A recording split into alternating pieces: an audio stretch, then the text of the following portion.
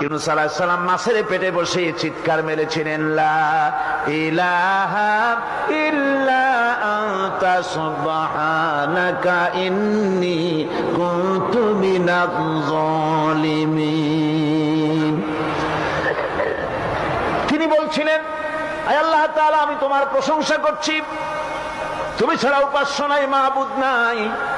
আমি তোমার পবিত্রতা ঘোষণা করছি, আমি তো জালিমদের অন্তর্ভুক্ত হয়ে গেছি। বাস এতটুকুন কথাই বলেছেন।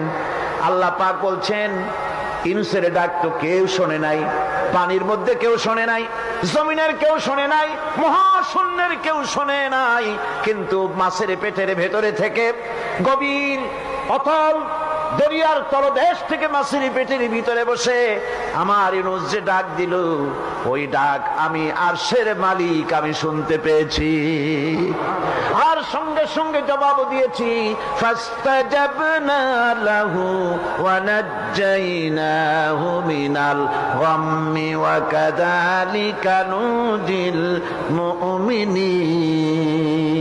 ডাকের সাড়া দিলাম, বিপদ দিয়া বাঁচায় দিলাম।